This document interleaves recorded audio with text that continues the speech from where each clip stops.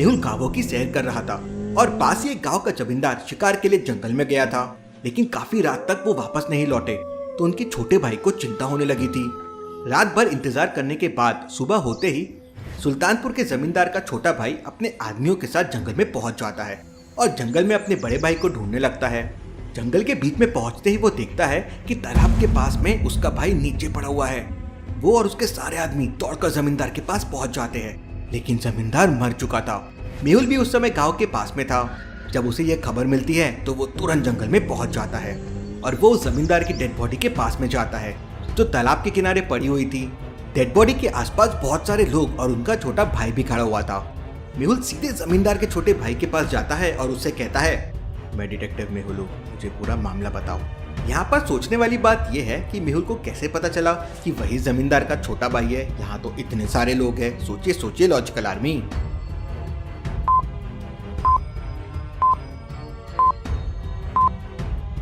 आसपास खड़े सारे लोगों को ध्यान से देखिए, उन्होंने गांव वाले कपड़े पहन रखे हैं, लेकिन एक आदमी जिसने सफारी सूट पहन रखा है वही जमींदार का भाई हो सकता है।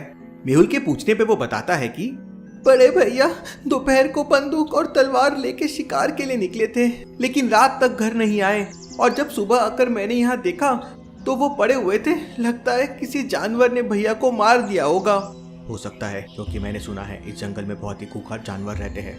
मेहुल वहाँ उपस्थित सभी लोगों से पूछताछ करता है। सभी लोग लगभग एक ही बात कह रहे थे, जमींदार को शिकार करते करते 20 साल हो गए हैं, लेकिन आज तक कोई जानवर उनका बाल भी बांका नहीं कर सका। उन्हें जानवर से निपटना अच्छे तरह से आता था, तो कोई जानवर उन्हें इतनी बुरी तरह कैसे मार सकता है। और सोचने वाली बात यह है कि जानवर उन्हें मार के पानी में क्यों फेंक देगा। Interesting, very very interesting. Mehul की नजर फिर से डेड बॉडी पे पड़ती है तो उसे वहाँ एक बहुत इंपॉर्टेंट चीज मिसिंग मिलती है। अब मुझे पक्का यकीन हो गया है कि ये एक मर्डर ही है।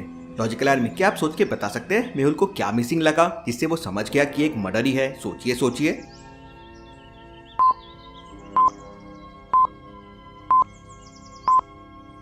जमींदार के छोटे भाई ने मेहुल को कहा था कि जमींदार जब घर से शिकार के लिए निकला था तो उसके पास बंदूक और तलवार थी, लेकिन यहाँ पे ना तो बंदूक है ना तलवार है। अगर कोई जानवर अपने मुंह में दबाकर बंदूक या तलवार लेके भी जाता तो दोनों में से एक चीज लेके जाता। दोनों चीजें एक साथ ले जाना किसी जानवर के लिए भला कैसे संभव है? हो सकता है इस जमींदार को किसी जानवर ने नहीं बल्कि किसी और ने मारा हो। मेहुल को वहाँ आसपास की जितनी भी चीजें मिलती है मेहुल उनके फिंगरप्रिंट्स ले लेता है और डॉक्टर संजना के पास शहर में भिजवा देता है। तालाब के पास अच्छे से छानबीन करने के बाद मेहुल उस जमींदार की बॉडी को उल्टा करता है ताकि बॉडी को अच्छी तरह से चेक कर सके। बॉडी को उल्टा करते ही मेहुल कहता है, इसका मतलब मेरा शक सही था, ये जमींदार का किसी ने मर्डर किया है। तो क्या बता सकते हैं जमींदार की बॉडी में मेहुल ने ऐसा क्या देखा जिससे वो समझ गया कि एक मर्डर ही है?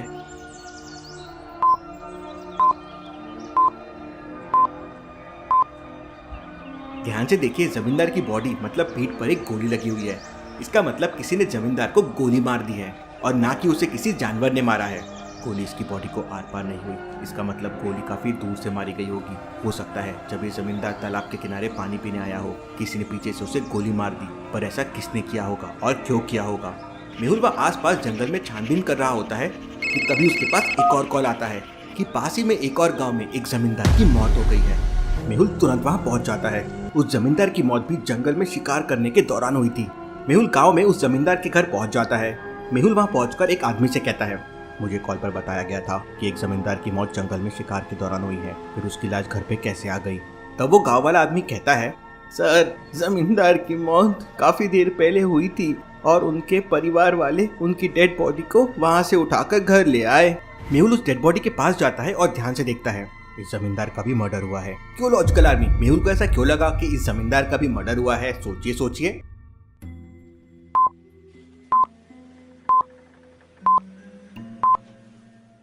ध्यान से देखिए, इस जमींदार के पेट में बस एक बड़ा सा निशान है जहाँ से खून बह रहा है और कोई निशान नहीं है। मतलब कोई नुकीली चीज से उसे मारा गया है।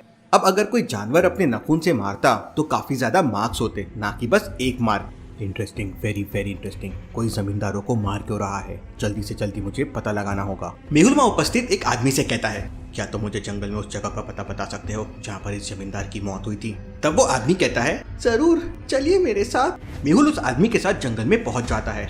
जंगल में घुसते ही उन लोगों को सामने शेर आता हुआ दिखता है। शेर को देखते ही मेहुल और वो आदमी झाड़ियों के पीछे छुप जाते हैं और झाड़ियों से छुपकर देखते हैं तो शेर इसी तरफ चला आ रहा था। अगर ये शेर हमारे करीब आ गया तो दिक्कत हो जाएगी, मुझे कुछ करना होगा। मेहुल अपने पॉकेट से एक छोटा माइक्रो स्पीकर निकालता है और उसके स्पीकर को अपने मोबाइल से कनेक्ट करता है और जोर से शेर की तरफ फेंक देता है और वापस झाड़ियों में छुप जाता है। और फिर अपने मोबाइल की मदद से स्पीकर में बहुत ही खतरनाक और तेज आवाजें निकालता है और रिंगटोन बजाता है। ये सब सुनकर शेर विचलित हो जाता है और दूसरी दिशा में भाग जाता है। मेहुल के साथ जो आदमी आया था वो बहुत डर जाता है। मैं अब और आगे आपके साथ नहीं जा सकता हूँ, मुझे बहुत डर लग रहा है, मैं वापस जा रहा हूँ। इतना कहते ही वो आदमी वापस लौट जाता है। दोनों मर्डर में कुछ ना कुछ रिलेशन जरूर है। दोनों जमींदारों को मारा गया और जंगल में ही मारा गया। अब जंगल में मेहुल अकेला था और जंगल में खतरनाक जानवर थे, लेकिन मेहुल हिम्मत करके जंगल में आगे बढ़ने लगता है। मैं ये केस आज ही सॉल्व कर लूंगा। मेहुल आगे चलने लगता है और थोड़ी देर बाद उसे दो रास्ते दिखाई देते हैं। क्या आप दोनों रास्तों को देख के बता सकते हैं मेहुल को कौन सा रास्ता लेना चाहिए, ए या बी? सोचिए सोचिए लॉजिकल आर्मी।